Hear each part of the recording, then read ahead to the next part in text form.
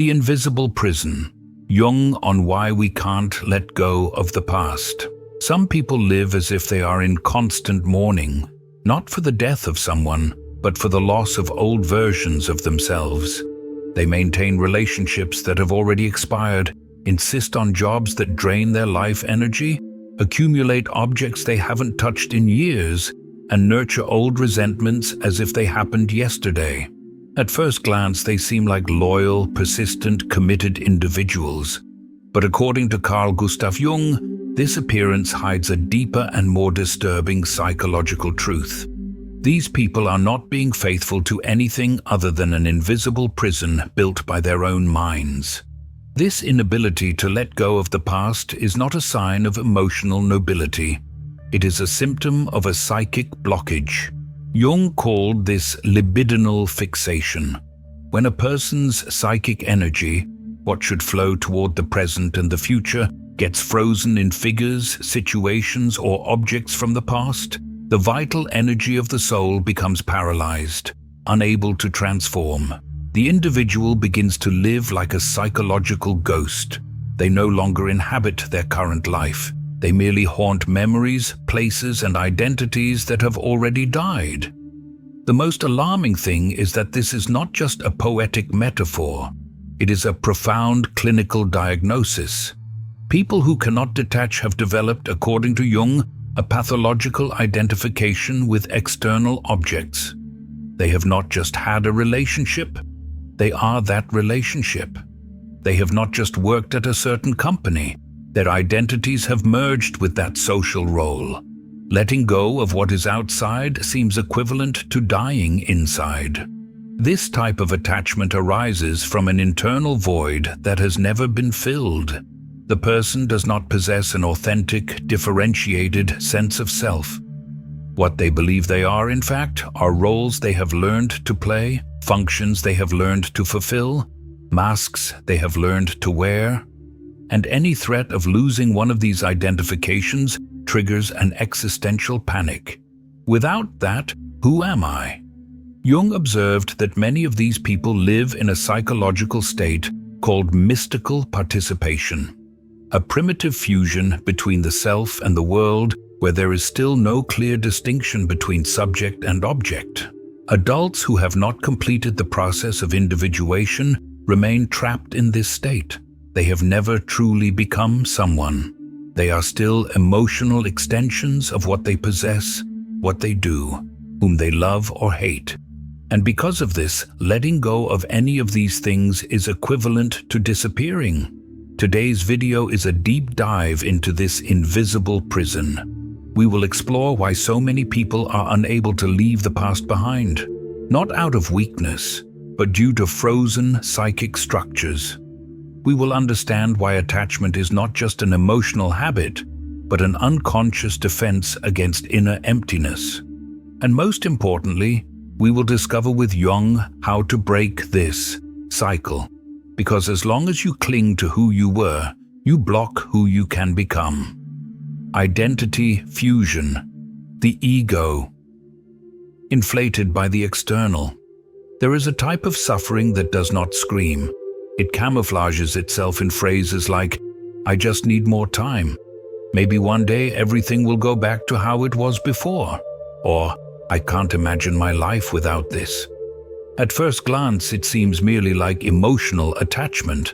But according to Carl Jung, what lies behind this difficulty in letting go is not nostalgia or hope.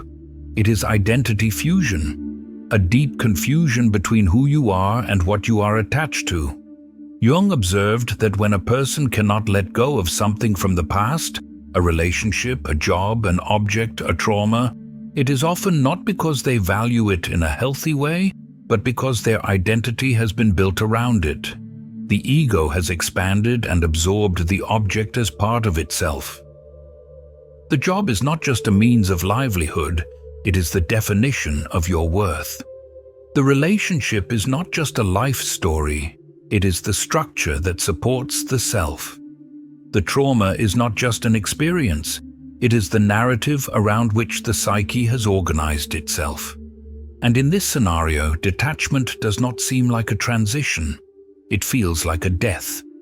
This phenomenon is what Jung called ego inflation, but it is not the inflated ego of arrogance. Rather, it is an ego that has incorporated elements that do not belong to it. Social roles, temporary identities, idealized images. The problem is that by identifying with external contents, the ego loses its adaptability, becomes rigid, defensive, and above all, fragile. Everything that should be transient becomes essential. The origin of this fusion lies in the absence of a consolidated self. When the individual has not developed an authentic inner center, a structure of identity rooted in themselves, they seek this sense of stability in external sources. The job becomes a lifeline. The partner becomes a mirror of worth. The past becomes a refuge. And when they detach from these anchors, the person finds themselves adrift, confronted by a terrifying question. If I am no longer this, what is left of me? This fear of the dissolution of the self is what leads so many people to fiercely resist any type of change.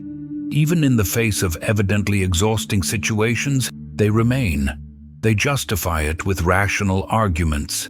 But the truth is that psychically they cannot bear the collapse of the constructed identity.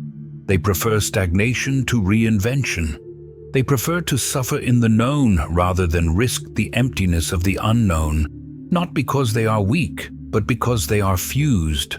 There is no separation between subject and object, between I and what I should let go of. Mystical participation, the adult trapped in the child.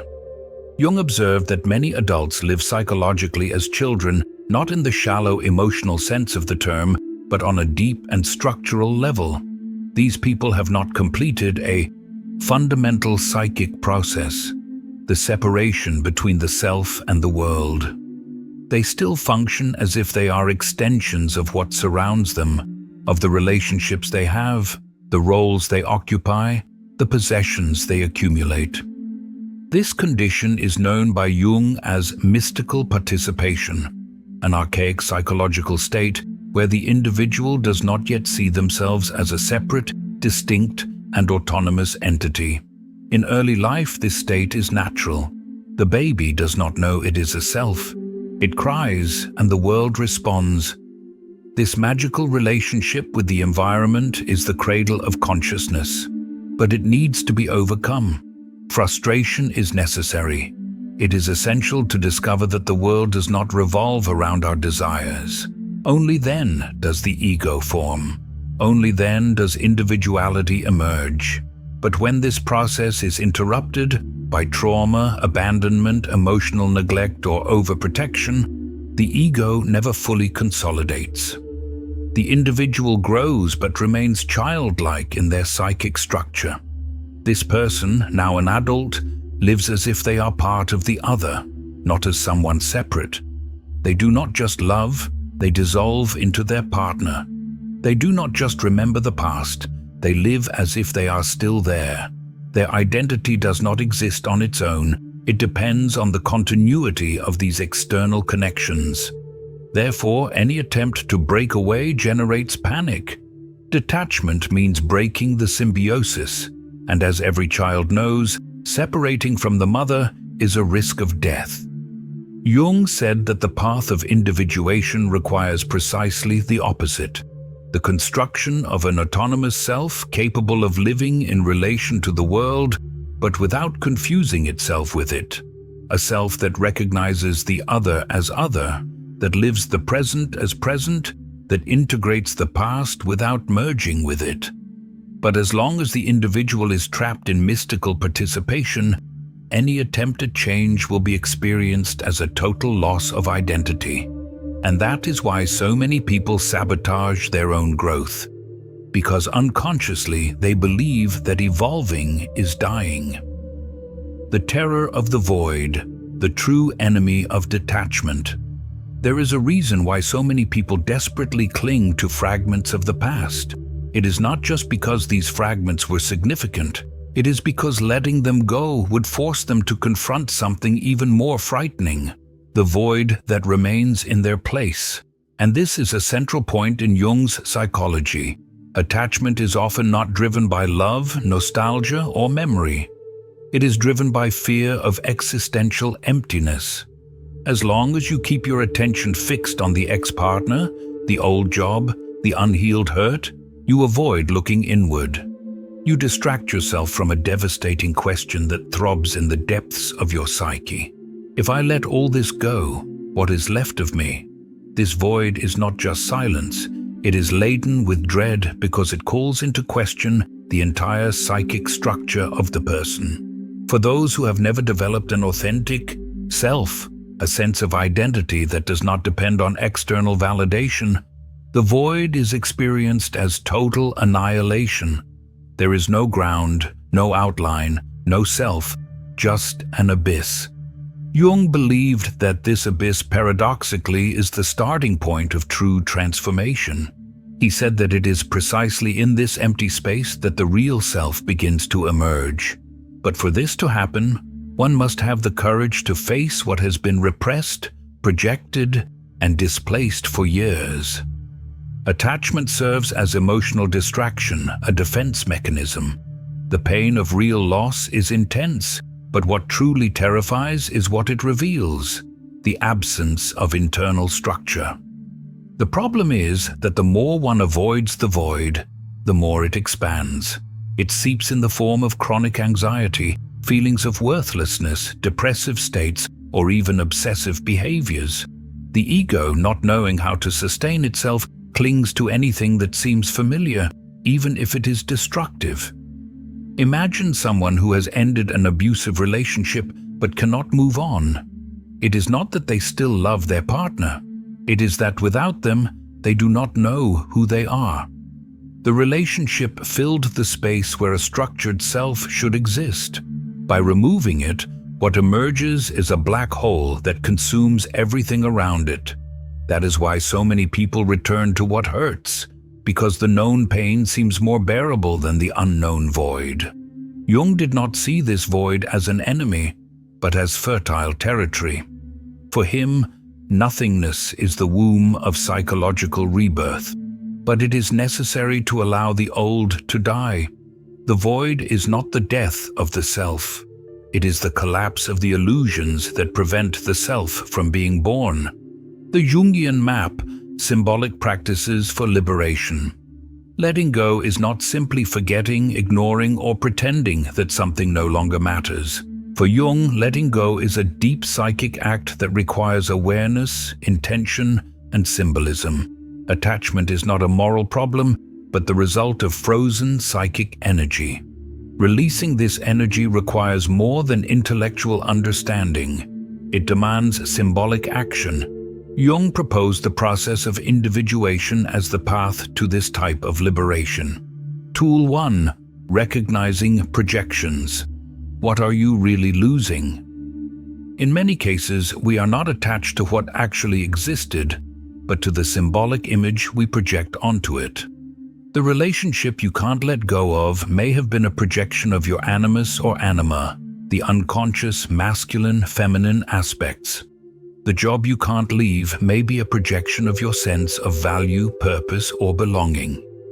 The practice. Complete the sentence. If I let go of X, I feel like I am losing. The answer will often not be the object itself, but something symbolic. My importance, my security, my sense of being loved. What you really don't want to let go of is not the past. It is the part of you that lives hidden within it. Tool 2. Active imagination, dialoguing with the unconscious. This is a technique Jung used to directly dialogue with unconscious contents. Instead of just thinking about what binds you, you write or visualize a conversation with the object of your attachment. The practice. Ask, why am I still holding on to you? What do you represent for me?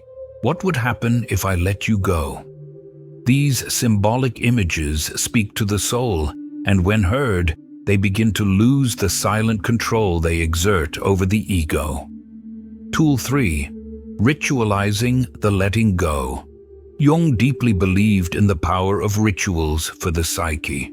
They create milestones, closures, transitions, and often this is what the mind needs, a symbolic act that represents the end of a cycle. The practice. Engage in a symbolic external gesture that signals to the unconscious that the energy can move forward. This could involve burning a letter, burying an object, or writing, and then tearing up unspoken words. Tool 4. Consciously filling the space. The process does not end with letting go. Jung warned, nature abhors a vacuum. If you simply let go without filling, the void will be taken by a new attachment, often as dysfunctional as the previous one. The practice. Ask yourself, what part of me do I need to develop now that I am no longer outsourcing this to others?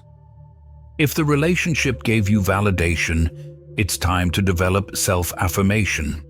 If the job gave you purpose, it's time to cultivate internal purpose. True letting go always requires internal reconstruction. These practices require repetition, presence, and courage. Attachment is not just in memory, it is inscribed in the symbolic images that govern your psyche. The shadow of attachment, unconscious benefits. If you have ever tried to let go of something and found yourself stuck, frozen, as if something stronger was pulling you back, know this: it is not weakness, it is shadow.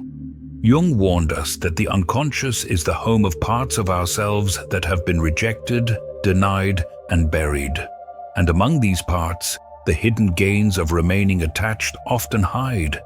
This is one of the hardest truths to face.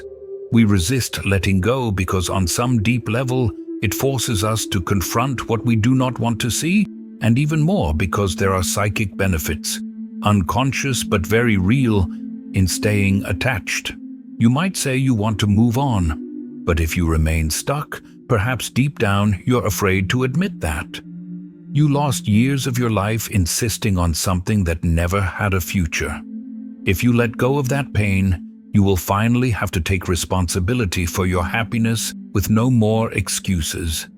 If you truly detach, you will have to face a raw, silent, and unbearable loneliness that has been anesthetized by artificial bonds.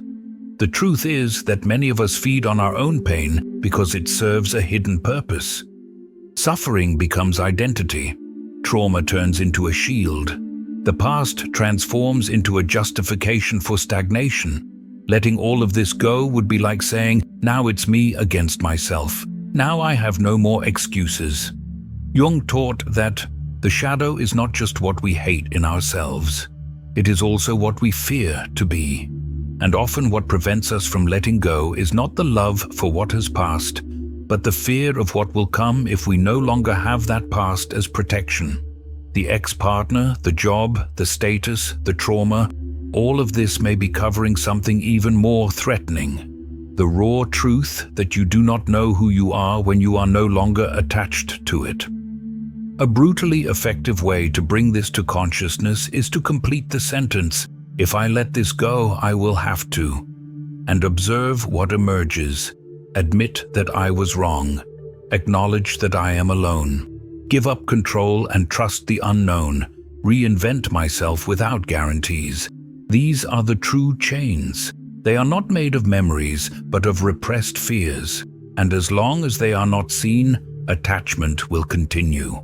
When attachment is trauma, the unintegrated complex. Not all attachment is conscious resistance. Not all difficulty in letting go can be resolved with reflection techniques. In many cases, the root of the problem is deeper, denser, and older than it seems. What you call not being able to leave the past may actually be a symptom of unprocessed trauma. And in these cases, we are talking about autonomous psychic complexes that have taken control of parts of your mind. Jung understood that trauma is not simply what happened to you. Trauma is what got frozen inside you after something broke. It is the emotional experience that could not be digested, understood, or symbolized. When the psyche encounters something too unbearable to process, It encapsulates it in a complex, an unconscious structure loaded with emotion that begins to act autonomously within the personality.